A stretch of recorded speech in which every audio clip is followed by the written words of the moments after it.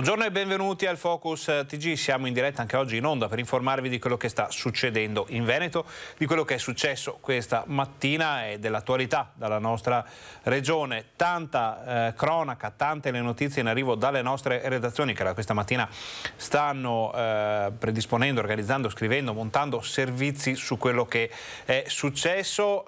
Torneremo poi a parlare della visita del Capo dello Stato a Padova per gli 800 anni del Bo. Tante le notizie anche di economia adesso che si comincia ormai ad andare spediti verso questa nuova normalità da tutti molto attesa.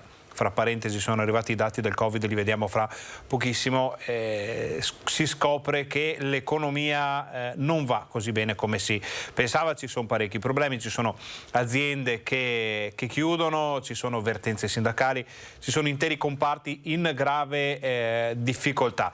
Tutto questo nel Focus TG, poi avremo alla fine anche la pagina della cultura del tempo libero con parecchie idee e proposte anche per il fine settimana. Ma cominciamo subito con la cronaca, andiamo a Padova dove è stato posto un mazzo di fiori sul luogo dell'incidente mortale di Lungargine Ziani. Vediamo. La Procura di Padova ha aperto un'inchiesta sulla morte del 27enne dello Sri Lanka falciato da un'auto la notte tra martedì e mercoledì mentre in sella alla sua bici stava percorrendo Lungargine Ziani. A terra ancora i segni dei rilievi subito dopo l'impatto. Il 27enne in bicicletta è stato investito da un'auto che proveniva dal suo stesso senso di marcia. Molto probabilmente non si è accorto di nulla. Alla guida dell'auto una 76enne di Padova sottoposta ad alcol test è risultata negativa. Secondo una prima ricostruzione pare che a bordo dell'auto ci fosse un'altra persona. L'incidente è avvenuto intorno all'1:45. Il 27enne srilankese aveva appena finito il turno di lavoro e stava tornando a casa a Brusegana in bicicletta. La donna, dopo averlo speronato, si è fermata e ha dato subito l'allarme. Nonostante l'intervento immediato dei medici del 118, per il ragazzo non c'è stato nulla da fare. Le ferite alla testa sono state fatali. La 76enne è stata iscritta nel registro degli indagati con l'accusa di omicidio stradale. Minaccia di darsi fuoco dopo 3 mesi agli arresti domiciliari è accaduto a Fonte. L'uomo è stato salvato dai carabinieri. È accusato di sfruttamento di manodopera straniera per la raccolta dei mandarini in Calabria. Dopo 3 mesi di arresti domiciliari a Fonte, un 43enne tunisino ha minacciato di darsi fuoco quando ha saputo che il tribunale non ha accolto la sua richiesta di attenuare la misura cautelare. L'uomo ha preso una tanica di benzina, è sceso in strada e si è cosparso di liquido infiammabile. Sono stati alcuni cittadini a dare l'allarme. I carabinieri, intervenuti subito sul posto, sono riusciti a bloccarlo prima che riuscisse a darsi fuoco con l'accendino che aveva in mano. L'uomo è stato trasportato all'ospedale di Castelfranco e poi denunciato per resistenza a pubblico ufficiale. Una nota di cronaca che però ha anche delle ricadute utili di servizio, possiamo dire. Attenzione ai falsi tecnici dell'acqua attivi in questa mattina a Vicenza. Longare. Attenti alle truffe! A lanciare l'allarme è Viacqua, che ha ricevuto una nuova segnalazione sulla possibile presenza di falsi tecnici della società. Si presenterebbero alla porta dei cittadini dicendo di essere inviati per alcuni controlli e provano a entrare in casa. Viacqua invita i cittadini a non fare entrare nessuno, visto che la normale attività di controllo e intervento non richiede né di accedere all'interno delle abitazioni, né tantomeno di pagare i sedicenti tecnici. Dunque segnalate immediatamente alle forze dell'ordine qualsiasi atteggiamento sospetto. Il personale, quello vero oltretutto, utilizza solo mezzi aziendali ben riconoscibili dalle insegne ed è sempre munito di tesserino identificativo. Restiamo nella pagina della cronaca, ma andiamo a Pieve di Soligo dove c'è stato un infortunio sul lavoro. Vediamo subito. È ricoverato in gravi condizioni l'operaio di 32 anni di Follina che nel tardo pomeriggio di ieri è rimasto vittima di un incidente sul lavoro in un'azienda che produce porte a Pieve di Soligo. Dai primi accertamenti il giovane stava lavorando davanti ad un macchinario nel reparto verniciature quando è stato investito da una fiammata. A lanciare l'allarme i colleghi che l'hanno soccorso ed hanno subito chiamato i sanitari del 118. L'operaio è stato trasportato all'ospedale di Conegliano e poi al centro Grandi Ustioni di Padova dove è ricoverato per le bruciature riportate ferite al busto e agli arti. Sul posto anche i tecnici dello Spisal per accertare dinamica ed eventuali responsabilità dell'incidente. Invece a Bassano è stato arrestato un 31enne, vediamo perché. Niente più obbligo di firma, bensì il carcere. Questo è il provvedimento notificato al 31enne cittadino domenicano da parte degli agenti del commissariato di polizia di Bassano. Nel pomeriggio di ieri, infatti, gli agenti rintracciavano l'uomo arrestato 2 volte per spaccio nella sua abitazione nel quartiere di Rondobrenta, revocandoli domiciliari. Il giudice, infatti, su richiesta del pubblico ministero, ha ritenuto che la misura cautelare in corso non fosse adeguata a contenere la condotta dell'indagato, soprattutto per non aver mai manifestato alcun segnale di volontà di cambiamento. Restiamo nel Vicentino, 5 fogli di via per aver danneggiato con le spranghe una discoteca, vediamo. Una sorta di spedizione punitiva, quella perpetrata da 5 giovani sabato scorso ai danni della discoteca Custom Club di via Zamenhof, considerati responsabili di aver colpito ripetutamente con sassi, con spranghe, le vetrate del locale, mandandole in frantumi e provocando panico e preoccupazione tra i presenti, e dallo stesso gestore che poco prima avrebbe intimato loro di andarsene senza successo. Lui stesso a dare l'allarme alle prime ore del mattino, l'intervento tempestivo dei carabinieri che hanno bloccato i 5 giovani mentre cercavano di fuggire. L'esito dei successivi accertamenti ha permesso di ricostruire l'intera vicenda e di denunciare a piede libero all'autorità giudiziaria i 5 individui. Per loro il questore, in virtù della gravità della vicenda, ha disposto 5 fogli di via. Si tratta di 2 veneziani di 20 anni, un padovano di 24, un tunisino di 20 anni e un padovano di 19 anni, tutti già noti alle forze dell'ordine, gravati da precedenti penali, per i quali scatta ora anche l'obbligo di rientrare nel comune di residenza ed il divieto di fare ingresso nel comune di Vicenza per i prossimi 3 anni. Evasione fiscale a Vicenza, sequestrati 280.000 euro a un imprenditore. I finanzieri di Vicenza hanno eseguito un decreto di sequestro preventivo finalizzato alla confisca per equivalente fino a concorrenza di oltre 280.000 euro nei confronti di un imprenditore vicentino, consulente nella compravendita di terreni. Le indagini, condotte dalle Fiamme Gialle, hanno tratto origine da una precedente attività di verifica, al termine della quale l'imprenditore, evasore totale, era stato denunciato per il mancato pagamento delle imposte a fronte di un reddito prodotto superiore al $500.000 di euro. Aveva quindi aderito ad un accordo con l'Agenzia delle Entrate, ma non aveva pagato le prime rate. È così scattato il sequestro preventivo. Andiamo adesso nell'Alta Padovana per capire se ci sono novità sull'incidente avvenuto a Noventa Padovana, dove un giovane studente è stato investito ieri mentre stava attraversando sulle strisce pedonali. Incidente questa mattina verso le 8 in pieno centro a Noventa Padovana.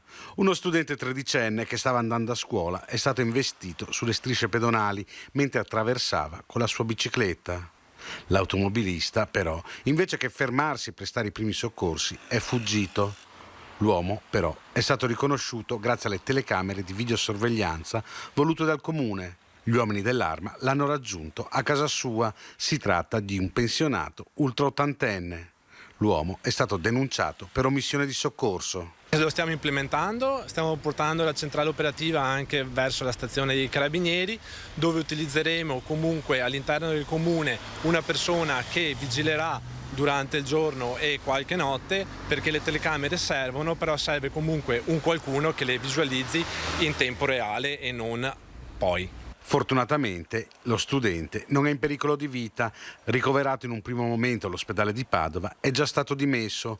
Una tragedia sfiorata, vista l'ora di punta, lungo via Marconi. La cosa peggiore è l'omissione di soccorso da parte del conducente dell'auto, dove su questo qua noi non transigiamo.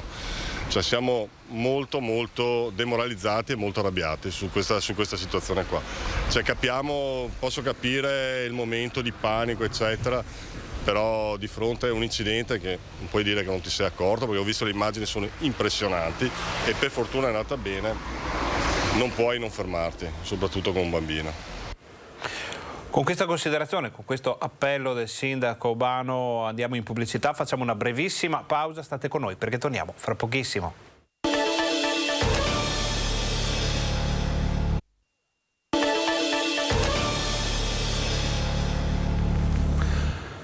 Buongiorno, bentornati al Focus TG. Siamo in onda anche oggi in diretta per informarvi di quello che sta succedendo in Veneto. Siamo nella pagina della cronaca, abbiamo sentito le prime notizie dalle nostre redazioni. Adesso però andiamo in provincia di Verona, dove è in corso proprio in queste ore una visita ufficiale del Premier Mario Draghi a Somma Campagna.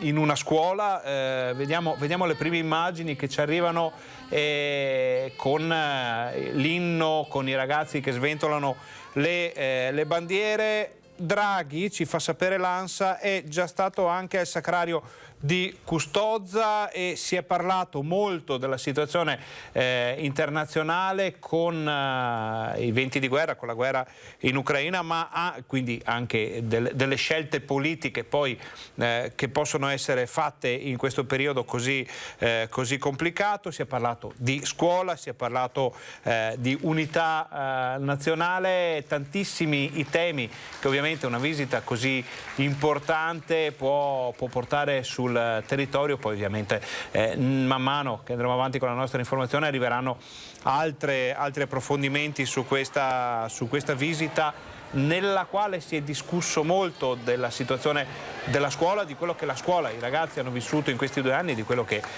bisognerà fare per trovare una nuova normalità. Sentite gli applausi dopo l'inno, il Premier letteralmente sommerso dalle bandierine tricolori. Ci torniamo poi quando arriveranno altre immagini. Adesso torniamo a Vicenza perché è arrivato il cosiddetto DASPO nei confronti dei tifosi del Cosenza che hanno aggredito un autista di SVT.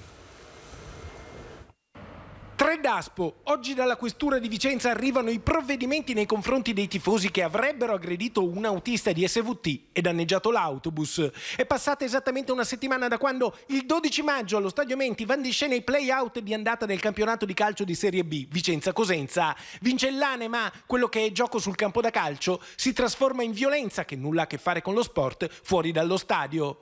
Tutto sarebbe accaduto sull'autobus navetta messo a disposizione dei tifosi calabresi durante il viaggio di ritorno al casello autostradale di Vicenza Est. Un bergamasco di 30 anni e un cosentino di 54, dopo essere scesi da una porta posteriore del bus, avrebbero forzato da fuori quella anteriore per poi risalire e aggredire violentemente l'autista, procurandogli ferite al volto giudicate guaribili in 7 giorni dai medici dell'ospedale di Vicenza. Secondo gli investigatori l'azione sarebbe stata premeditata perché poco prima sarebbe stata oscurata la telecamera di sicurezza all'interno dell'autobus. Ma c'è di più. Sempre durante il percorso, in quella situazione caotica, un veneziano di 47 anni avrebbe scardinato con violenza un finestrino della corriera, rompendolo totalmente. La misura è colma anche per la CISL, che chiede che gli autisti non restino più da soli sugli autobus. Chiediamo assolutamente che soprattutto in questi casi non possa rimanere solo su un autobus in balia di tifosi, anche in condizioni di non magari estrema lucidità, non possa rimanere un autista da solo. Nel caso specifico le indagini iniziano immediatamente. La Digos di Vicenza, col supporto di quella di Cosenza, individua i presunti responsabili. Al termine delle attività investigative oggi il questore di Vicenza, Paolo Sartori, ha disposto nei confronti dei 3 tifosi altrettanti decreti di divieto di accesso alle manifestazioni sportive. Per 7 anni nei confronti dei 2 che avrebbero aggredito l'autista e di 5 anni per il veneziano che avrebbe danneggiato l'autobus. Inoltre sono stati valutati gravi precedenti penali o di polizia in capo ai 3 tifosi. I 2 accusati di aver picchiato l'autista hanno infatti precedenti per oltraggio a pubblico ufficiale, falsa testimonianza, uso di sostanze stupefacenti, percosse e danneggiamenti. Da oggi e per 7 anni non potranno più entrare negli stadi e in qualsiasi struttura dove si svolgono manifestazioni sportive di calcio, dalla nazionale alla terza categoria, e in tutti i campionati giovanili, oltre che nei luoghi di sosta, di passaggio e di trasporto degli altri tifosi. DASPO di 7 anni, 7 che nella cabala è un numero associato al vaso. Immagine perfetta, sì, perché quello che questi tifosi avrebbero combinato è stata la goccia che ha fatto traboccare il vaso. Ricordiamo che il Vicenza sarà in campo questa sera per la partita di ritorno per la salvezza. Vi racconteremo poi come sarà andata a finire. Adesso mettiamo da parte per un attimo la pagina della cronaca, pronti a riaprirla se dovessero arrivare altre notizie dal Veneto, e apriamo la pagina economica, per così dire. Parliamo dei costi degli alimenti alle stelle. Per i vicentini frutta e verdura sono aumentati, pensate, del 30%. Prima la crisi economica dettata dalla pandemia, poi le conseguenze del contesto geopolitico, la crisi energetica, le bollette raddoppiate, caro prezzi che si fa sentire nei trasporti, effetti che si ripercuotono sui beni alimentari. Dal pane al formaggio, dalla verdura alla carne, rincari che pesano nel bilancio domestico per i vicentini che fanno i conti con gli aumenti di alcuni beni arrivati fino al 30% in pochi mesi. Alimentari un po' tutto, è aumentato tutto. Io penso dal 20 al 30% certe cose. Quali cose? Tipo le verdure, la carne, i formaggi, tutti sono aumentati. Il pane, non so, quasi a 5 euro mi sembra un po' eccessivo, le fragole a 7-8 euro, i piselli a 5 euro, insomma sono tutti prezzi molto molto elevati secondo me. Io faccio una spesa settimanale di frutta e verdura e vedo che è aumentata di circa 10 euro. Alla settimana? Alla settimana, per cui insomma a fine mese è un bel po'. Io ho visto adesso le ciliegie a 13, va bene che non si può, è presto, ma a 13 in proporzione sono 26.000 lire. Aumento delle materie prime come il latte, il grano, i mangimi per gli animali che mettono in difficoltà il commercio. Le materie prime sono raddoppiate soprattutto quello che riguarda il burro, il latte, e hanno avuto rincari veramente pesanti. Nel nostro lavoro abbiamo cercato di togliere la spesa della nostra manualità e rimanere abbastanza con gli stessi prezzi. Noi abbiamo un forno a gas, per cui il gas è a picchi a giorni altissimi, per cui anche lì è tutto più che raddoppiato. Nel nostro campo soprattutto parliamo del latte. Il latte ha avuto un aumento del 10% minimo. Noi facciamo fatica a aumentare perché la gente si lamenta, chiaramente il guadagno diminuisce, le spese aumentano e quindi la situazione è sempre più difficile perché cerchiamo di aumentare il meno possibile. Anche dei salumi, lì l'aumento è stato più alto, andiamo da un 15-20% di aumento. La crisi dell'agroalimentare è solo all'inizio, lo conferma anche la CNA del Veneto che lancia delle proposte. La guerra in Ucraina pesa anche sul carrello della spesa. In un anno le farine di grano tenero sono aumentate del 25%, le uova del 26% e via via a crescere. Pollo 59%, tacchino 63%, sfarinati di grano duro 89%, burro più 110%. Secondo il centro studi CNA, l'instabilità del mercato e a fenomeni speculativi si somma la nostra strutturale dipendenza dalle forniture estere di grano duro, tenero e mais, che si riversa poi anche sull'alimentazione del bestiame. È necessario aumentare la produzione all'interno del contesto europeo per far fronte alle difficoltà di importazioni che in questo momento stiamo subendo. Contemporaneamente, tutte le specificità del Made in Italy, a partire dalle produzioni DOP e IGP, vanno tutelate in un'ottica di filiera. Come il nostro paese sta cercando di diversificare i mercati di approvvigionamento per il gas, lo stesso dovrebbe fare per i cereali, un'impresa che però appare non meno problematica. Le grandi esportazioni dal continente americano, ad esempio, presentano un limite massimo di aflatossine più permissivo di quello dell'Unione Europea, la presenza degli OGM vietati dai nostri consorzi per le produzioni DOP e l'impiego dei glifosati. E ieri c'era la Presidente del Senato Casellati nella Marca trevigiana per una visita istituzionale. Le associazioni di categoria hanno chiesto alcune cose importanti per il settore. Sentiamo. Gli spaventosi rincari di energia, gas, materie prime ed altre commodity, la scarsità di materiali, tutto ciò pesa sui costi e investimenti delle imprese, erode pesantemente i margini.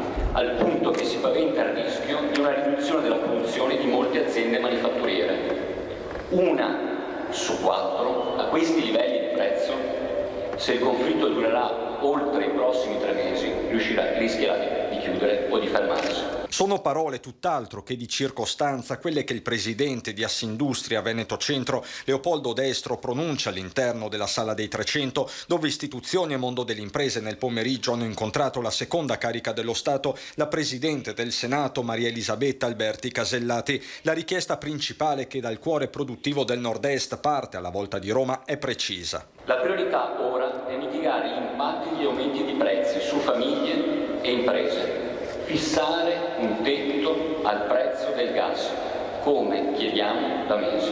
Un settore in particolare è tra i più colpiti, quello della zootecnia. Chiediamo un aiuto concreto a queste aziende che stanno soffrendo, soprattutto produttori di latte, che stanno lavorando sotto costo. È una situazione insopportabile e si rischia la chiusura, perciò credo che sia assolutamente necessario che lo Stato sostenga in primis le aziende ma anche le famiglie che ci lavorano dentro. Caro energia che erode anche il potere d'acquisto dei consumatori, su questo si concentrano i commercianti. Un'attenzione particolare perché dopo l'estate è prevista un aumento dell'inflazione che sicuramente eroderà la capacità di spesa delle imprese, non tutte hanno un cuscinetto sul quale far fronte, perciò è importante avere poche indicazioni ma molto chiare per affrontare la situazione che ci sarà dopo la finestra estiva. Noi abbiamo lamentato un governo lontano e delle amministrazioni locali molto vicine in questi ultimi 2 anni. Ora abbiamo bisogno che il governo ci sia vicino per il lavoro, per le imprese, sia vicino con grandi progetti per il rilancio dell'Italia. L'Italia va riorganizzata. Ci sono i problemi del momento, ma anche le criticità di sempre, acuite da una fase carica di incertezze. Meno burocrazia. Togliere un po' di carte, togliere un po' di documenti che non ci servono per lavorare e più certezze. E meno tasse? Ma le tasse ormai ci siamo abituati a pagarle, sicuramente questo Stato deve stare in piedi con qualcuno che comunque paga i debiti, però è anche vero che se lo Stato ci toglie un po' di burocrazia e ci dà la possibilità di lavorare con un po' di pianificazione per i prossimi anni, questo sarebbe la cosa essenziale. Nodi economici che diventano questioni sociali, a ricordarlo a Casellati lo stesso sindaco di Treviso e presidente ANCI Veneto. L'obiettivo dei sindaci, che tra l'altro io ho anche l'onore di rappresentare come presidente di ANCI Veneto, quindi rappresento 585 sindaci, tutti virtuosi, ci tengo a sottolinearlo, è quello di tutelare la comunità, gli aspetti sociali, i giovani e gli anziani. Facciamo una brevissima pausa pubblicitaria, voi state con noi perché torniamo fra pochissimo.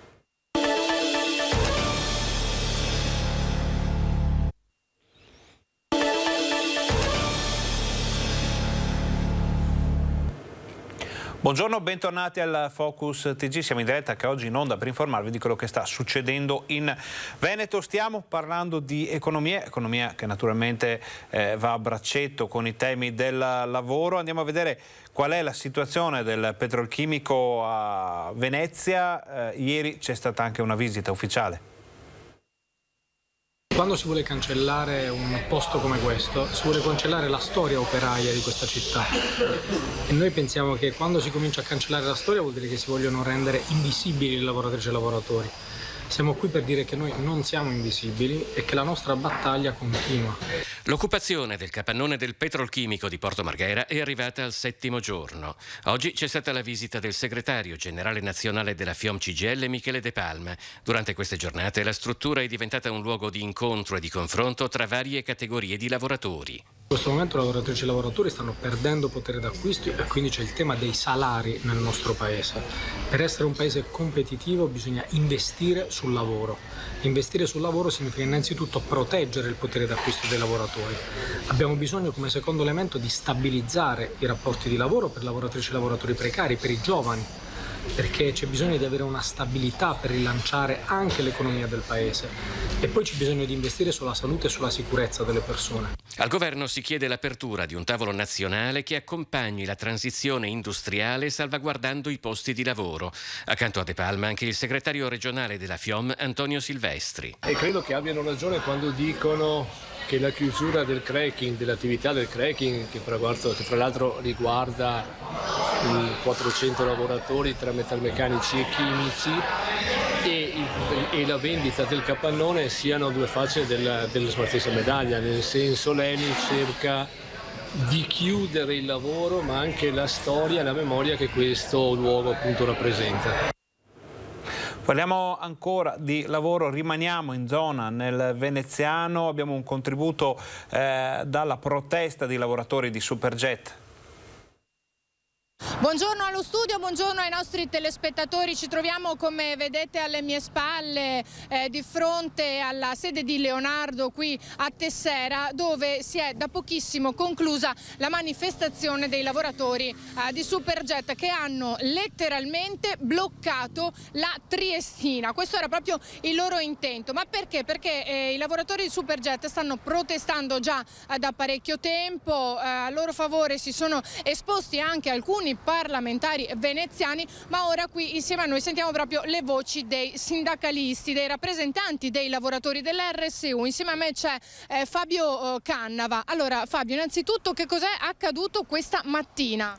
Ma stamattina abbiamo deciso di protestare uniti con le divisioni di velivoli e di elicotteri, perché abbiamo la necessità di sbloccare quanto prima la questione degli stipendi e di occuparsi del nostro futuro.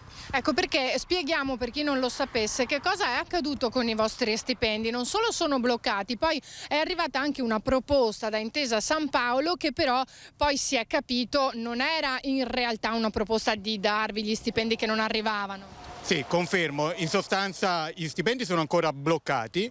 La proposta di Intesa San Paolo non è altro che apertura di un fido presso la Intesa San Paolo, quindi è un prestito che ci stanno facendo, con tutte le agevolazioni del caso, sì, ma è sempre un prestito che poi dovremo restituire. Ecco, quindi per voi non è così vantaggioso? No, non è nessuno vantaggioso. È un prestito su che cosa? Sul mio stipendio? No, noi vogliamo il nostro stipendio. Cannava, stiamo parlando di quanti lavoratori? 140 famiglie. Io dico famiglie perché dietro ogni lavoratore c'è una famiglia. Ecco, e da quanto non arrivano gli stipendi? Allora, il primo mese è saltato che è quello di aprile, ma al 99% salterà anche questo di maggio. Ecco, e quindi naturalmente questo pesa molto sulle famiglie, sui lavoratori e sulle tasche e i conti a fine mese. Sì, certamente, ognuno ha i propri progetti, le proprie esigenze, e questo ci sta comportando una situazione di disagio familiare. Ecco, grazie Fabio, ma questo non è l'unico problema che i lavoratori di Superjet hanno voluto segnalare questa mattina con questa manifestazione eclatante, di cui vediamo anche le immagini proprio mentre noi siamo qui a parlare. Un'altra questione importantissima è che i lavoratori e i loro rappresentanti vogliono, su cui i lavoratori vogliono porre l'attenzione, è quella che riguarda anche il futuro occupazionale dell'azienda, e ne parliamo proprio ora con un altro rappresentante sindacale, un altro rappresentante dell'RSU dei lavoratori, Fabio Zennaro. Sì, noi abbiamo in effetti un problema, anche come diceva il mio collega, nell'immediato, che sono gli stipendi, e abbiamo ricevuto notizia che nemmeno questo mese, probabilmente nemmeno il prossimo, quindi sono 3 mesi che non riceveremo lo stipendio. E poi un problema, quello a lungo termine, che è il nostro posto di lavoro, perché ovviamente, ragionando che noi allestivamo un aereo che veniva dalla Russia, potete ben capire che domani non ci sarà il prodotto principe, e quindi poter lavorare, le sanzioni credo metteranno noi con le spalle al muro, quindi non abbiamo più il prodotto dove lavorare. Questa è la nostra preoccupazione. Quindi chiediamo a Leonardo, essendo sul sito qua di Venezia, essendo anche tantissimi lavoratori che provengono da Leonardo 10 anni fa, da quando è stata istituita questa società, chiediamo appunto che Leonardo possa darci una risposta, perché siamo preoccupati per il nostro futuro. È da un po' che voi vi state rivolgendo a Leonardo. Finora come ha reagito l'azienda? Sì, Leonardo a oggi ufficialmente deve ancora dare delle risposte, e confidiamo che nel breve, facendo anche un po' leva essendo anche qua 2 divisioni Leonardo, di poter dare risposta ai lavoratori. Questa è la nostra speranza, insomma, chiediamo questo a Leonardo.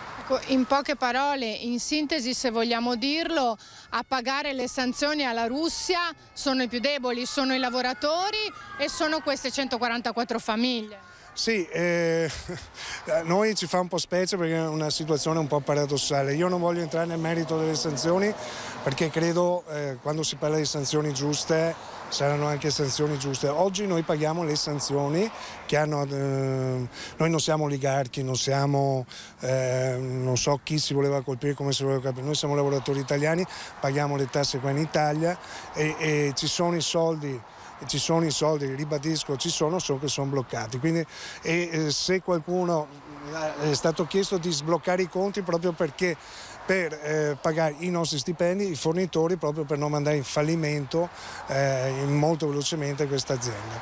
Quindi non riusciamo ancora oggi a capire, non abbiamo risposte, le sanzioni sono partite da marzo, quindi siamo già alla 6ª manovra delle sanzioni e noi dobbiamo ancora capire perché ci tengono bloccati i nostri stipendi e nessuno ci sta rispondendo. Questa è una cosa difficile da far capire ai lavoratori e non la capiamo. Chiediamo insomma che qualcuno ci dia una valida spiegazione se c'è. Ecco, è una situazione surreale. Grazie Fabio Zennaro. Faccio venire qui invece Gianluca Berto. Perché? Perché voi lanciate ancora una volta un appello. Ne abbiamo sentiti in questi mesi, ma voi non vi arrendete. Continuate a lottare per il vostro posto di lavoro e perché sia salvato, perché arrivino gli stipendi e soprattutto perché venga salvaguardato il futuro del vostro lavoro. A chi vi appellate? E noi ci siamo già appellati alla Regione Veneto e ci siamo appellati anche alle istituzioni nazionali. Abbiamo avuto un incontro con il Ministro del Lavoro che ci aveva garantito un intervento, almeno un interesse per quello che riguardava lo sblocco degli stipendi, perché siamo al paradosso. L'azienda in questo momento possiamo dire che è quasi al fallimento, non perché non ha più soldi come succede normalmente di solito, ma perché per via delle sanzioni hanno bloccato i conti correnti. Bloccando i conti correnti hanno bloccato anche gli stipendi dei lavoratori. Come le dicevo, abbiamo avuto l'incontro anche col Ministro del Lavoro. Ora, da parte della Regione, da parte delle istituzioni abbiamo una grande solidarietà, ma con la solidarietà non si sbloccano gli stipendi. Quindi chiediamo un intervento immediato, perché anche questo mese probabilmente non avremo lo stipendio e non sappiamo se il mese prossimo ci sarà qualcosa. Senta Berto, questa vostra manifestazione di stamane è stata eclatante, avete bloccato la Triestina, avete intenzione di farne altre sul Generis? Noi questa mattina abbiamo avuto una grande manifestazione con una grande partecipazione e solidarietà anche da parte dei colleghi di Leonardo Elicotteri e Leonardo Velivoli. Non ci fermiamo perché se non cambia nulla non possiamo fermarci qua. La settimana prossima vediamo cosa decideremo di fare, certamente un incontro speriamo presto, veloce con il prefetto e dopodiché se ancora qualcosa non si sbloccherà dovremo obbligatoriamente andare avanti e appesantire ancora di più le manifestazioni. Ecco, tra l'altro diciamo che prima l'azienda lavorava bene. L'azienda lavorava, noi abbiamo 5 aerei fermi in casa che stavamo mettendo a posto per la vendita. C'era un contratto di vendita per tutti gli aerei che avevamo. Quando è arrivata la notizia dello scoppio della guerra tra Russia e Ucraina, voi vi aspettavate che vi sareste poi potuti trovare in mezzo a questo caos? No. Qualche sospetto lo avevamo avuto, però noi quando è scoppiata la guerra abbiamo continuato a lavorare. Le sanzioni così pesantemente come sono arrivate a marzo, quindi verso fine marzo, ma non pensavamo che ci fosse il blocco anche degli stipendi dei lavoratori, perché capiamo le sanzioni probabilmente saranno anche giuste, ma nel momento in cui bloccano gli stipendi dei lavoratori, come hanno detto i miei colleghi, qualcuno mi deve spiegare cosa c'entriamo noi con le sanzioni alla Russia. Grazie Berto, ringrazio tutti i rappresentanti dei lavoratori che ci hanno illustrato le loro motivazioni ai nostri microfoni, ci hanno detto che non hanno alcuna intenzione di mollare, ma soprattutto hanno lanciato un chiaro appello, un appello d'aiuto, di non essere abbandonati, di non abbandonare questi lavoratori e tutte le loro famiglie. Da Tessera è tutto, se non ci sono altre domande io restituisco la linea allo studio.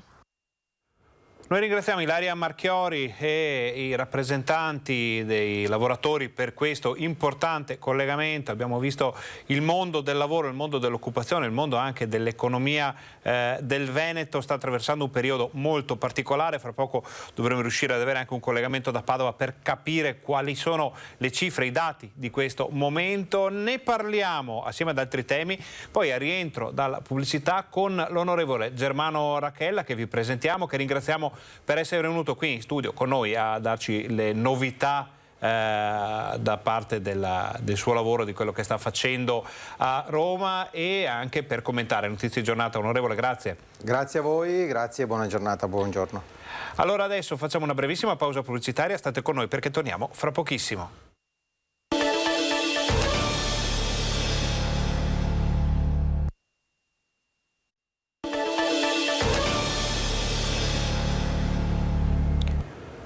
Buongiorno e bentornati al Focus TG. Siamo anche oggi in diretta in onda per informarvi di quello che sta succedendo in Veneto. Abbiamo visto nei servizi che abbiamo mandato prima della pubblicità un Veneto che si trova a volte in difficoltà, non tanto per le ripercussioni di quello che è accaduto negli ultimi 2 anni e mezzo con il Covid. Insomma, abbiamo visto una regione, un tessuto imprenditoriale in grado di superare anche questi problemi, ma in difficoltà magari per quello che sta accadendo alle porte dell'Europa, con le sanzioni alla Russia, con il blocco delle importazioni di alcuni beni di grande importanza. Questo sta colpendo tanti settori, compresa la filiera agroalimentare, ma anche l'industria. Ne parliamo con l'onorevole Germano Racchella, parlamentare e sindaco di Cartigliano. Con questi 2 ruoli immaginiamo che sia doppio il volume di richieste che le arrivano, sindaco. Sì, non è un momento facile, anche perché, come ha detto poc'anzi lei, prima la pandemia e ora questo conflitto è un momento molto difficile, anche perché le sanzioni che abbiamo in atto con la Russia, da una parte sono doverose, appunto a tutela del popolo ucraino, e far capire anche alla Russia cosa significa non lavorare più con gli altri paesi europei, però dall'altra mi vengono in mente tutte quelle aziende della moda o del mobile, anche nel Bassanese, che fino a 3-4 mesi fa lavoravano il 90% con la Russia, e dunque queste aziende si trovano ad oggi a lavoro zero, e naturalmente non possiamo sottovalutare questa importante problematica. Dopodiché cosa posso dire? Che la situazione che abbiamo oggi, specialmente nella crisi anche energetica, ci fa capire quanto debole è l'Italia sotto questo punto di vista. Eppure abbiamo tutti i mezzi e tutte le risorse per poter essere autosufficienti.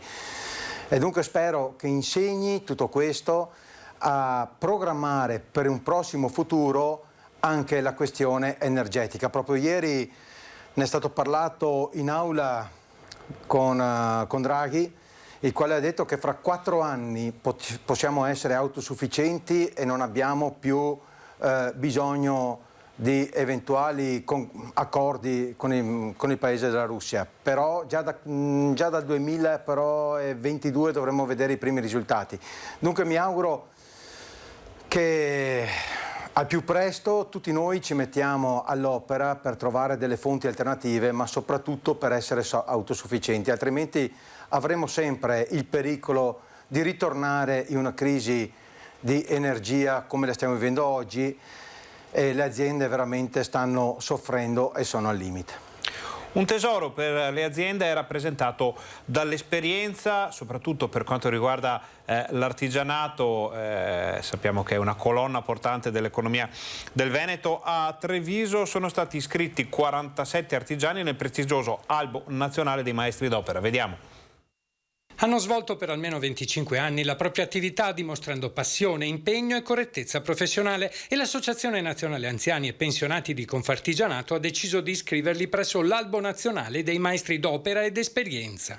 L'Albo Nazionale di Maestri d'Opera ed Esperienza, che oltre allo scopo di essere premiati, chi vuole, chi fa, chi ha la voglia, può anche fare da tutor ai giovani per insegnare a tramandare alle future generazioni le sapienze e le esperienze del lavoro che hanno fatto. Questo prezioso riconoscimento è stato conferito da Giovanni Mazzoleni, coordinatore nazionale dei Maestri d'Opera, Guido Celaschi e Fiorenzo Pastro, presidenti nazionali e provinciali del gruppo, alla presenza di numerosi sindaci. È una festa soprattutto, ma è un richiamo anche per i nostri giovani, perché questi maestri artigiani hanno tanto da insegnare e noi abbiamo tanto da imparare da loro. Tra i premiati figure di spicco del mondo artigiano di Marca che vantano 40 anni e più di esperienza e nel caso del maestro Gianfranco Boranga addirittura l'invidiabile traguardo dei 75 anni di attività con la lavorazione del ferro battuto. Un bel riconoscimento, sono rimasto veramente contento e entusiasta. Un bagaglio inestimabile di esperienza e sapere a cui è doveroso rendere merito, la realtà però porta a un pizzico di malinconia. La sua attività senza di lei chiuderà? Non ho grandi speranze. In quest'ottica il premiato rappresenta una figura centrale come fonte di memoria da trasmettere alle nuove generazioni. Noi stiamo lavorando come associazione con le scuole per far sì che comunque i giovani possano imparare in maniera un po' più veloce nelle scuole. Poi mettiamo a disposizione le nostre esperienze, i nostri maestri, anche i maestri di mestiere servono appunto a ridare nel territorio e alle persone quelle capacità, quelle professionalità che andrebbero perse.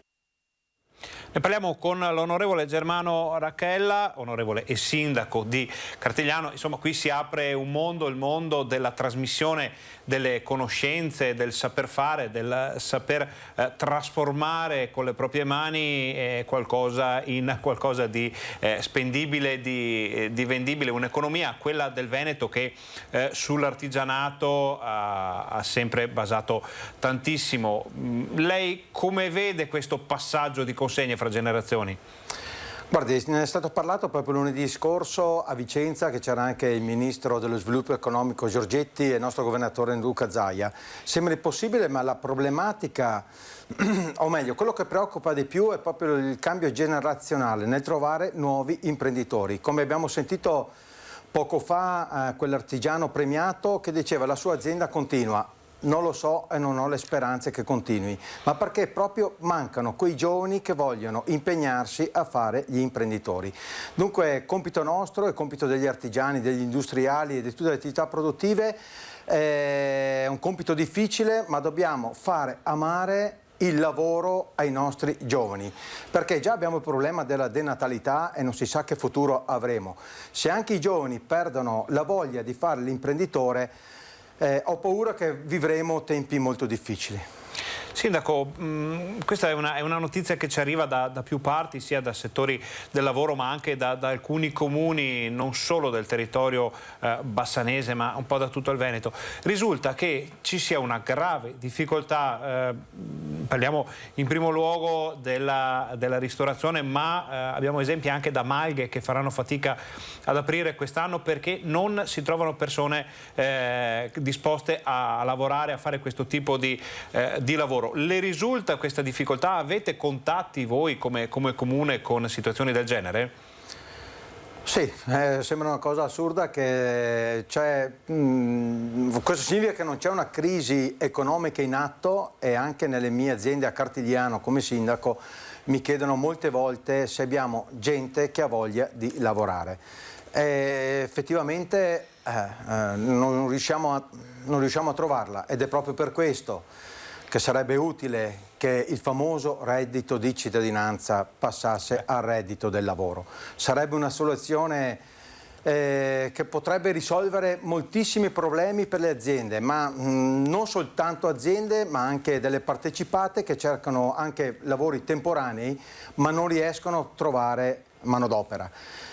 Tanti studenti, ed è giusto che ci siano tanti studenti, soprattutto quelli degli istituti professionali, addirittura hanno lavoro prima di terminare la scuola perché vanno, tra virgolette, a ruba. Dunque lavoro ce n'è, manca la manodopera. C'è, come dicevo prima, la denatalità, non vedo cosa facile e come uscirne, più che altro non avrei il modo oggi come oggi di capire come fare per far capire ai giovani, o meglio a far amare ai giovani la parola lavoro.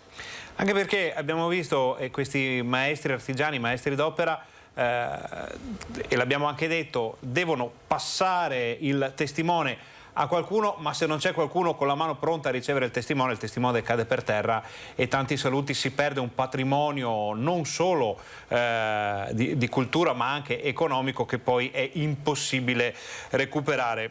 Io chiedo alla regia se siamo pronti ad andare in collegamento con Padova oppure se... Allora, fra qualche istante saremo collegati con Padova per capire anche i dati di questo momento economico. Prima di andare a Padova chiediamo all'onorevole Germano Racchella, però tante aziende pure in un momento di difficoltà sono pronte a dare una mano al proprio territorio aiutando quelle che possono essere iniziative dei comuni. Vediamo, prima di andare in collegamento, vediamo se riusciamo a rispondere a questa domanda.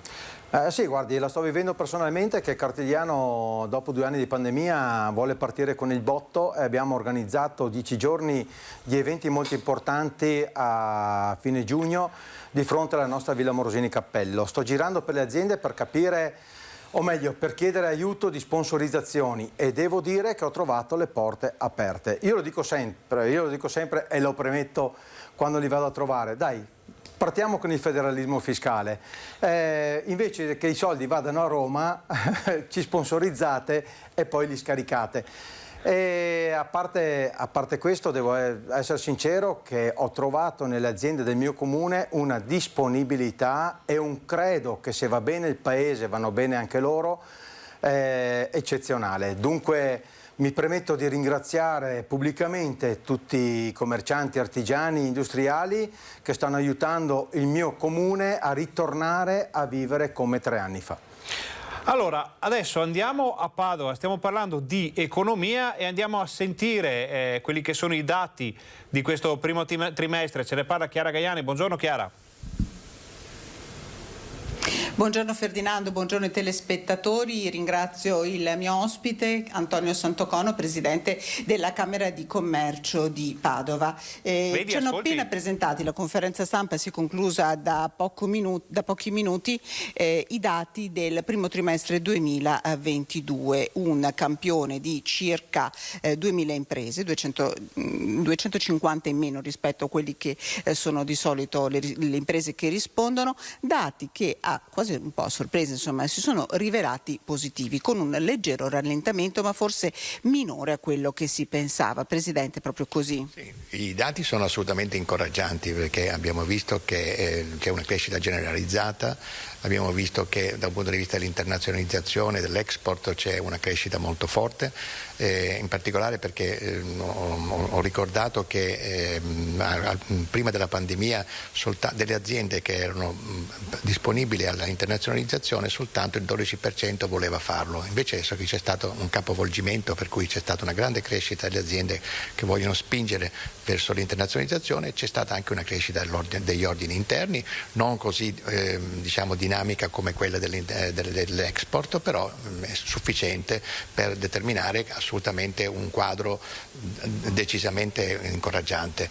Da un lato però ci sono delle nuvole all'orizzonte che sono quelle che abbiamo già più volte citato, cioè innanzitutto abbiamo un'inflazione che è crescente, basta guardare gli Stati Uniti cosa sta avvenendo e temiamo che questa inflazione si stabilizzi con valori anche superiori. Poi abbiamo il tema del costo dell'energia, abbiamo il tema della mancanza di materie prime, tutti questi numeri aggiunti con quelli che sono il conflitto nell'est europeo ovviamente fanno sì che il mondo delle imprese stia attraversando un momento di incertezza. L'incertezza cosa determina? termine, l'impossibilità di pianificare. L'imprenditore ha bisogno di pianificare nel medio periodo per poter portare avanti le proprie strategie di business. Se questo non può avvenire perché ci sono all'orizzonte troppe incertezze, automaticamente bloccano gli investimenti, bloccano anche l'innovazione, la digitalizzazione e bloccano le assunzioni, e questo è quindi molto grave. Ecco, uno dei dati che insomma sono stati esaminati è quello del portafoglio ordini delle imprese ed è emerso una sorta di caso Padova. La provincia di Padova sta un po' meglio, ha anche un numero di giorni di ordine più maggiore rispetto alle altre zone del Veneto. Allora, da rappresentante del mondo delle imprese padovano ne sono orgoglioso, però io non attribuirei particolare valore a questa cosa, anche perché in passato abbiamo visto che questo andamento delle province che fanno un po' da mosca cocchiera rispetto alle altre sia un po' alternato con altre, per esempio con Verona, è già avvenuto in passato, però il fatto importante è che Padova ha una posizione innanzitutto geografica importantissima, ha una grandissima università che è fondamentale per far crescere il mondo delle imprese, per innovare, eccetera. Tutto questo ovviamente dà un po' una marcia in più a chi vive in questo territorio. E poi ci sono geneticamente, soprattutto nel manifatturiero, ma anche nello stesso commercio, ci sono sempre state tendenze alla crescita dell'innovazione, e da questo punto di vista questo sicuramente avrà giocato per avere un risultato così lusinghiero. Ecco, Ferdinando, non so se hai delle domande da studio da aggiungere. Allora Chiara, noi abbiamo la pubblicità in questo momento, quindi dobbiamo chiudere questo collegamento interessantissimo. Sappiamo che poi le interviste proseguiranno, quindi raccoglieremo il materiale per i nostri telegiornali della fascia serale. Intanto ti ringraziamo anche il tuo ospite, buon lavoro. Noi torniamo in studio. Di tutto quello che abbiamo visto fin qui e sentito parleremo fra poco con l'onorevole Germano Racchella, ospite qui in studio con noi. Adesso però facciamo l'ultima brevissima pausa pubblicitaria. State con noi, torniamo fra pochissimo.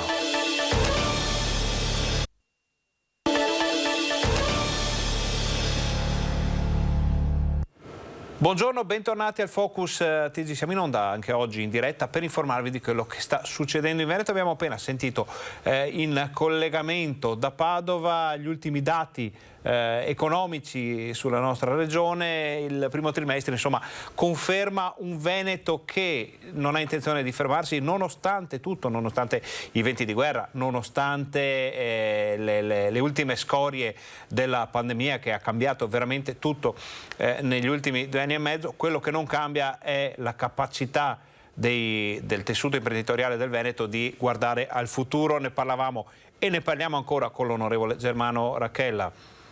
Sì, lo dico in Veneto si dice testa bassa e lavora. Questo fa parte, questo detto è proprio nel nostro DNA. Non ci siamo mai fermati di fronte a nulla e dimostriamo ancora una volta che siamo capaci di uscirne con le nostre braccia e con le nostre teste. Devo anche dire però che ci aspettano anche altre novità nel mondo del lavoro, perché non dimentichiamo che stanno arrivando anche i fondi del PNRR. E dunque sono risorse importanti che arrivano a tutti i nostri comuni per creare delle infrastrutture che andranno a beneficio dei nostri concittadini. E tra questo, tra il bonus facciate, tra il bonus 110, è stata una bella sferzata di lavoro e dunque di benessere per tutti noi. Comunque i dati sono confortanti, speriamo si prosegua così, stando attenti, come ha detto prima il Presidente, però al problema dell'inflazione. Dobbiamo stare molto attenti e tenerlo sempre a mente.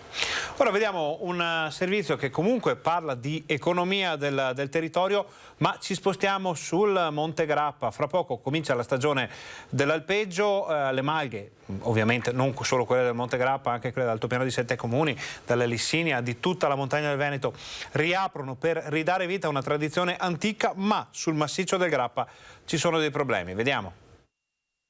Parlare di tempi ed essere certi nella pubblica amministrazione è sempre un rischio, lo è in particolar modo in questo periodo dove c'è difficoltà a reperire risorse e a reperire anche aziende che poi realizzano i lavori.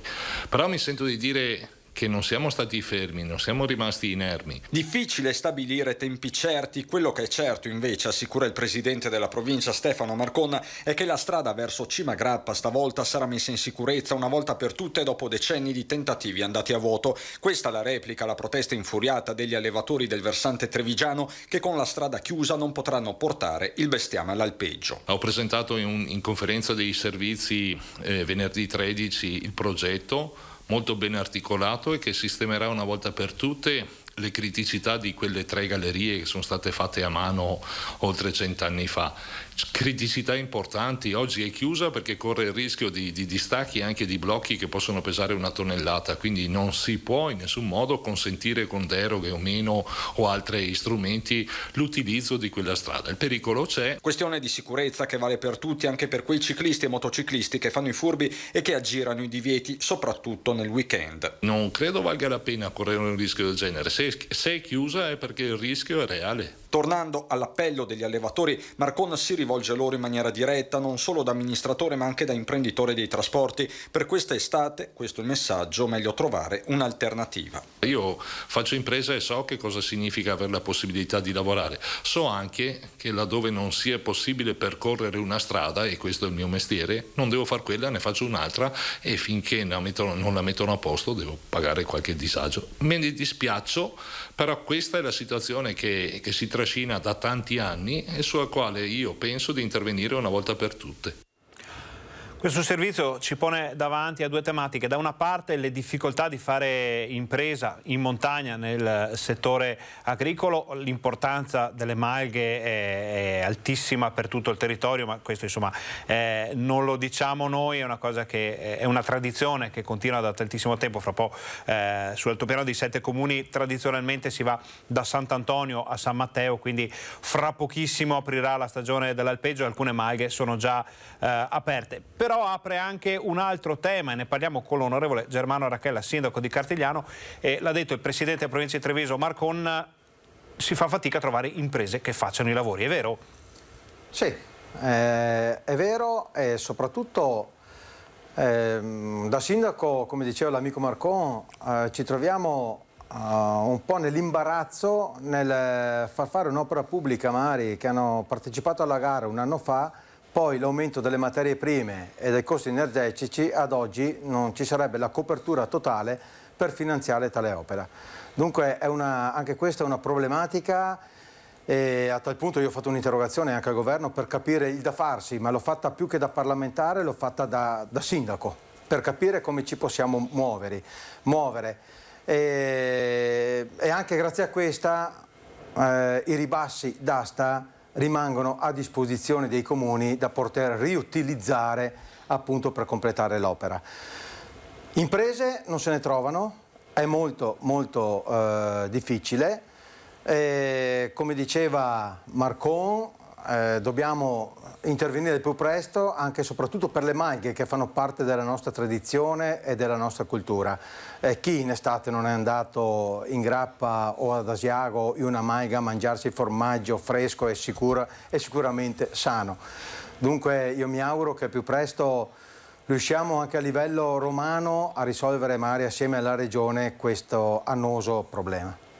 Onorevole, prima di lasciarla andare, prima di salutarla, le chiediamo il punto della situazione, visto che parliamo di lavori da fare sul Tempio Ossario di Bassano, una battaglia di Rete Veneta, ma una battaglia di tutto il territorio in cui lei si è già impegnato più volte. Ci sono delle novità, vero? Beh, io mi auguro che ci siano delle novità che ve le potrò dare la prossima settimana, visto che finalmente martedì ho un appuntamento presso la struttura di missione dove voglio capire bene cosa aveva messo a disposizione per il Tempio Ossario di Bassano del Grappa, perché ho sempre parlato che aveva messo a disposizione 1.700.000 euro. Poi mi sembra di capire, però devo appurare anche questo, che la Regione Veneto aveva messo 4 milioni di euro a disposizione per non solo il Tempio Ossario di Bassano, ma per altri sacrari e altri monumenti.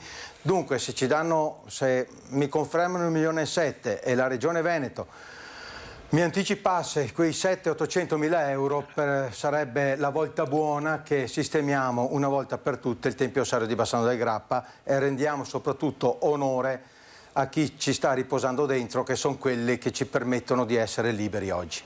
Anche perché con l'arrivo della dunata triveneta degli alpini, il terzo raggruppamento a luglio in altopiano, saranno tantissime le persone che si fermeranno a Bassano per una visita sul ponte, una visita in città, ma anche per rendere omaggio a quei 5.000 e passa caduti della prima, e ci sono anche alcuni caduti della seconda guerra mondiale, i cui resti sono custoditi all'interno del Tempio Ossario. Onorevole, ci facciamo il cosiddetto nodo al fazzoletto, ne parliamo fra qualche giorno. Noi la ringraziamo per essere stato qui, la invitiamo allora a tornare la settimana prossima per raccontarci ancora le novità dal territorio. Grazie. Beh, senz'altro ritornerò, il nodo al fazzoletto lo facciamo e come sempre dico io ci provo, poi se arriva il risultato bene, ma almeno la coscienza pulita e dire ci ho provato. Grazie a tutti voi e alla prossima. Ringraziamo l'onorevole Germano Racchella, sindaco di Cartignano, per essere stato qui con noi. Adesso andiamo a Padova a vedere, a fare un po' il consuntivo di quello che è successo ieri con la visita del Capo dello Stato per gli 800 anni del Bo. In Aula Magna fa ingresso il Presidente della Repubblica. Applaudito e atteso, il Presidente della Repubblica, Sergio Mattarella, ha reso omaggio agli 800 anni dell'Università di Padova con un caloroso discorso preceduto dagli interventi delle donne delle istituzioni presenti. Ad aprire la cerimonia il discorso della Presidente del Senato, Maria Elisabetta Alberti Casellati, presenti al Bo le ministre Maria Cristina Messe ed Erika Stefani. A scuotere l'Aula il coraggioso intervento di Emma Ruzzon, rappresentante degli studenti dell'Università di Padova. Cari istituzioni, abbiate voi il coraggio di guardare davvero al futuro, cercando di rimediare agli errori del passato. Abbiate il coraggio di chiederci come stiamo e di assumervi la responsabilità della risposta. Abbiate il coraggio di ascoltarci. Applaudita a lungo la Presidente del Parlamento europeo Roberta Metsola, che richiamando la medaglia d'oro al valor militare conquistata dall'Università di Padova per la coraggiosa lotta al nazifascismo durante la Seconda Guerra Mondiale, è tornata a parlare di quella libertà incarnata nelle pietre del Bo. Questo è ciò che gli autocrati di tutto il mondo non potranno mai capire dell'Europa. È ciò che rende il nostro continente la stella polare delle democrazie liberali, un luogo dove si può pensare liberamente, si può dissentire apertamente, si possono sfidare le convenzioni consolidate ad essere accolti e ascoltati. Tutto questo è l'Università di Padova e questo è anche la nostra Europa. Presente all'inaugurazione i magnifici rettori del Bo, Gilberto Muraro, Vincenzo Milanese, Giuseppe Zaccaria, Rosario Rizzuto, tutti accanto a Daniela Mapelli, che attualmente regge le sorti di quello che lei stessa ha definito un grande ateneo. Chissà cosa direbbero di noi oggi quegli studenti che 800 anni fa fecero con coraggio la propria scelta. Chissà se nelle loro menti e nei loro cuori c'era la speranza o la consapevolezza di fondare un ateneo che 8 secoli dopo è ancora innervato da quei valori che loro cercavano. Chissà se quegli studenti sorriderebbero oggi compiaciuti nell'osservare il mio orgoglio, nell'augurare a questo ateneo di continuare per molti secoli ancora ad essere sede privilegiata di ricerca e di formazione e a scrivere la sua storia indelebile di libertà. Viva l'Università di Padova!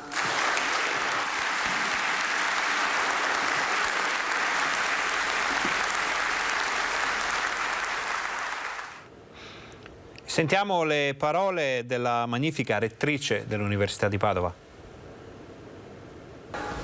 Appellandomi allo spirito di quegli studenti che 800 anni fa fecero la propria scelta di libertà, oggi 19 maggio 2022, con orgoglio dichiaro aperto l'800° anno accademico dell'Università di Padova.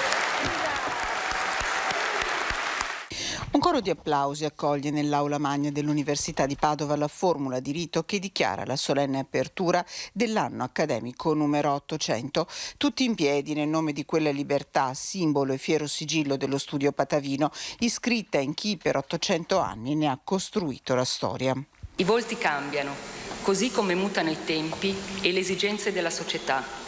Ma l'Università di Padova rimane baluardo del sapere, luogo di scienza, cultura e formazione, speranza per le future generazioni. Una città cresciuta quasi in simbiosi con la sua università. Padova e la sua università si sente spesso citare, ma potremmo dire Padova è la sua università. In quel verbo c'è il senso di una simbiosi che innerva da secoli l'Ateneo, un legame con il territorio che si allarga sempre più in tutto il Veneto e non solo. E della libertà, cerimonia conclusa, che ancora una volta la rettrice richiama come viatico per il futuro.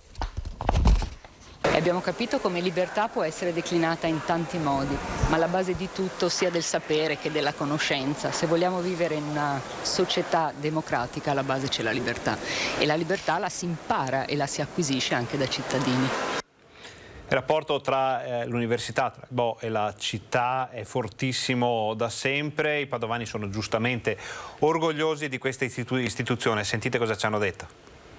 800 anni di imparo ancora, è stata grande festa per gli 8 secoli di vita dell'Università di Padova, ma che cosa ne pensano i cittadini? Siamo andati a sentirli. Veramente è un'istituzione molto antica ed è un onore per noi poter studiare all'Università di Padova, è molto ampia, grande ed è qualcosa di importante per noi studiare qui. Che corso di studi frequenti? Consulente del lavoro e la scuola di giurisprudenza. L'Università di Padova, una delle chicche di eccellenza nel nostro patrimonio, nella nostra nazione italiana. Cioè io quando penso all'università penso alla Lucrezia Cornaro, che è la prima donna che si è laureata in legge in tutto il mondo. Questo mi rende fiera, nonostante sono straniera, però abito qua da 15 anni. Rinomata come università, si sa che è un'università antica, si sa la qualità dei professori e è un punto di riferimento soprattutto per il nord Italia, secondo me, che molti scelgono. Cioè ti dà sicurezza come università. L'università qua, per quello che voglio fare io, è una delle migliori, quindi. E qual è il suo corso di studio? Scienze umane, psicologia, sociologia, queste cose qui, ecco. Ecco, contenta di frequentare l'Università di Padova? Sì, io sono sempre nata e vissuta qua a Padova e è una città molto bella, quindi assolutamente. E fieri della sua università anche come padovani? Certo. Sì. Noi non siamo padovani, ma siamo molto contenti che ci sia un'università che da tantissimo tempo che è in piedi, è attiva e credo che abbia ancora un buon nome anche per la città. Conoscono nel mondo e soprattutto l'università è molto quotata. È importante anche per chi ha un'attività, l'Università di Padova. Certo, perché comunque c'è vita, ci sono tanti ragazzi e comunque è molto bello, diciamo, che qui siamo tra l'altro in Via del Santo, quindi il via vai di studenti è importante, immagino. È importantissimo perché ovviamente si vede quando i ragazzi mancano. Una città che parla della sua università e racconta come l'erudito Gian Vincenzo Pinelli nel XVI secolo sostenne una tra le menti più illustri del Bo. Un uomo di estrema cultura che ha aiutato poi Galileo Galilei a restare qui, ad avere la cattedra, a non dover essere obbligato ad insegnare perché lo manteneva, aveva la cattedra però qua e manteneva la sua famiglia che stava a Venezia. Nell'insieme dei due personaggi, uno aveva i soldi, l'altro aveva la cultura, l'importanza, hanno formato quello che attualmente abbiamo. Parte fondamentale di questa istituzione è la goliardia, è il corpo studentesco. Vediamo cosa è successo. Furono proprio un gruppo di studenti in fuga nel 1222 da Bologna per cercare la libertà accademica a fondare l'Università di Padova, il secondo ateneo più antico al mondo, e sono ancora oggi, 800 anni dopo, gli studenti i protagonisti dell'inaugurazione dell'anno accademico. La voce di Emma Ruzzon, 22enne, è ferma e decisa, tocca a lei a parlare subito dopo la rettrice Daniela Mapelli. Le sue parole sono un monito alle istituzioni. Qualora vogliate ascoltarci, ci troverete in ogni momento, in ogni luogo, a partire dalle università, fuori dalla cerimonia, ma nei nostri spazi condivisi. Cari istituzioni, non chiedete a noi di avere coraggio. Noi ci faremo forza, ci uniremo, lo stiamo già facendo. Cari istituzioni, abbiate voi il coraggio di guardare davvero al futuro, cercando di rimediare agli errori del passato. Futuro che guarda alla tradizione, come quella che si rinnova ogni anno con la goliardia che con la sua giocosa irriverenza fa irruzione al termine della cerimonia. Questa gallina padovana si chiama Galilea, è una tradizionale gallina padovana che come tutti gli anni noi doniamo alla rettrice o al rettore, in questo caso la rettrice, come dono, come buon augurio per l'inizio dell'anno accademico. Tradizione che guida il presente. 75.000 gli studenti iscritti oggi a Padova, il 10% degli immatricolati sono stranieri, un ateneo che durante i suoi 800 anni è sempre stato caratterizzato da multidisciplinarietà e dall'eccellenza. Per questo in una giornata di festa la notizia che l'Inghilterra esclude le università italiane dalle liste degli atenei più prestigiosi per cui è possibile avere un visto speciale fa polemica. Sorprende il fatto che forse sono loro a perdere molti giovani laureati che sono di altri atenei, e l'Italia nelle graduatorie è salita molto, fra l'altro, quindi quella è una graduatoria forse anche un po' vecchiotta. Detto questo, io credo che la nostra risposta migliore sia di trovare anche noi la nostra attrattività del nostro paese. Cambiamo decisamente argomento, passiamo alla pagina di sanità. Vediamo un'altra segnalazione di disorganizzazione e problemi. È un continuo susseguirsi di segnalazioni, lamentele e richieste d'aiuto. Nel Bassanese il tema della sanità e delle problematiche nell'ULSS 7 del direttore generale Carlo Bramezza si estende al punto da non sembrare più arginabile senza un intervento deciso da parte di chi è responsabile della sanità veneta. La lista dei problemi dei cittadini è serrata, si va dalle lunghe attese fino alle trasferte cui sono obbligati i pazienti per fare esami e visite che prima si potevano fare tranquillamente al San Bassiano, passando per la fuga dei primari e la carenza dei medici di base. Io non vado lontano con la macchina, ho paura a guidare lontano, mi devo naturalmente devi aspettare mesi, anni, anche anni per avere. Non è possibile. Chiedo che qualcuno sia responsabile per risolvere il problema. Ci sono tanti problemi, tanto è vero che se ne sono andati anche dei professori, addirittura di reparto, dirigenti a alto livello, ma come un Bassano si merita di più. Disagi e problemi che riguardano principalmente la fascia più anziana dei cittadini, ma non lasciano insensibili anche tanti giovani che si lamentano della situazione attuale e pensano già alle ripercussioni future. I cittadini hanno deciso da tempo di far sentire la propria voce, chiedendo anche le dimissioni o la rimozione del direttore generale Carlo Bramezza. Una voce che si leva da Bassano, dal San Bassiano, dalle rive della Brenta e arriva forte e chiara a Venezia, in riva al Canal Grande. Parliamo ancora di sanità perché la quarta dose non decolla, men che meno in provincia di Vicenza. Siamo in un momento in cui le rinfezioni sono presenti anche nella popolazione vaccinata. Reinfezioni da Covid presenti, ma sui ricoveri incidono i cosiddetti Covid per caso. Adesso sui ricoveri siamo sui 40-50, però la metà casi Covid per caso. Resta immutata l'attenzione rivolta ai più fragili. Operatori e istituzioni dobbiamo assolutamente tutelare i contesti più fragili, e cioè gli ospedali, i pazienti, i malati e i pazienti più vulnerabili e fragili. Va anche in questo senso il rinforzo, per esempio, della vaccinazione con la quarta dose solo a determinate categorie di persone. Quarta dose che a distanza di più di un mese dall'avvio non decolla. È stato un flop per la popolazione allargata. Noi però stiamo lavorando con i nostri super fragili per portare avanti con una certa anche pacatezza, con calma, la somministrazione della quarta dose. L'altro compito è non smantellare completamente le varie strutture. Parlo per esempio come direttore di un nucleo Covid che si è deciso comunque di mantenere, seppur a livelli anche più bassi, in attesa appunto dell'autunno. Passaggio da pandemia a endemia è ancora un punto di domanda. Restiamo a Vicenza per una bella notizia che riguarda il latte donato. Un farmaco naturale in grado di favorire la crescita dei neonati e di prevenire alcune patologie tipiche è il latte materno, che dal 2015 all'ospedale San Bortolo può essere donato alla terapia intensiva neonatale perché i piccoli pazienti vengano alimentati. Un progetto tornato ai numeri pre-pandemia con una media di 20 litri di latte donato al mese.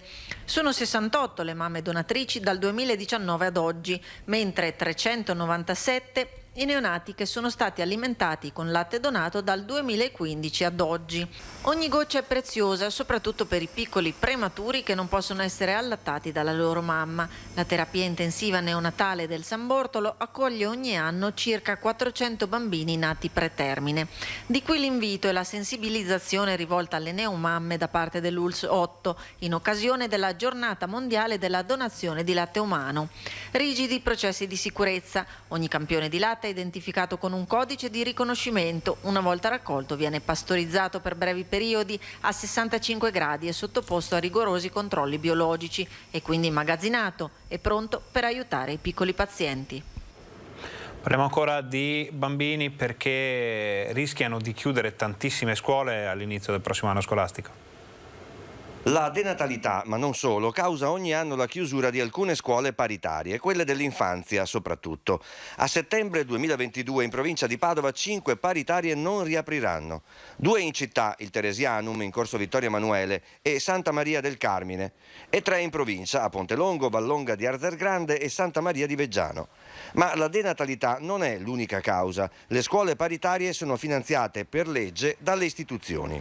I finanziamenti arrivano dal Ministero e dalla Regione, queste sono le 2 fonti principali di finanziamento, e poi ci sono gli enti locali, i comuni, i quali non contribuiscono nello stesso modo. Si pensi che la scuola dell'infanzia paritaria nel Veneto, quindi la fascia 3-6 anni, rappresenta quasi il 90% dell'offerta. Senza il numero minimo di alunni non si formano le classi e la scuola chiude. 150 famiglie padovane dovranno cercare un'altra materna per i loro bambini e una ventina di maestre un altro posto di lavoro.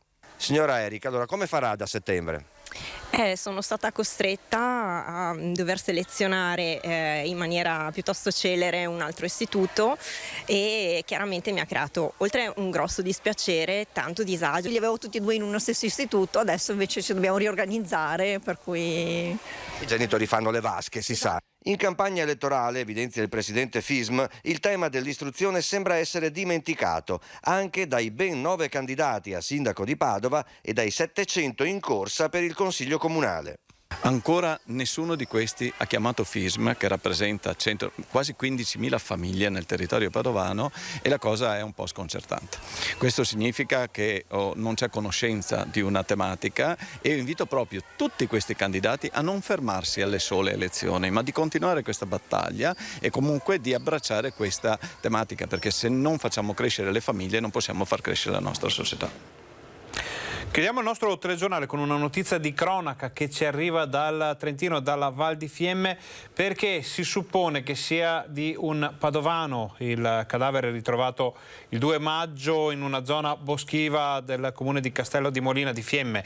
I carabinieri hanno divulgato le fotografie dei tatuaggi ritrovati che sono presenti su questo corpo per vedere se qualcuno li riconosce. Si tratta di tatuaggi rappresentanti simboli celtici e 2 scritte non decifrabili. L'uomo potrebbe essere deceduto a ottobre, come testimonia un diario trovato al suo fianco che si ferma appunto a quella data. Si tratterebbe, secondo le prime indagini e le prime informazioni, di un uomo sui 35-40 anni, capelli lunghi, castani, corporatura massiccia, alto 1,80 m. Le forze dell'ordine lanciano questo appello per capire se questa descrizione può corrispondere a quella di qualcuno scomparso qualche mese fa.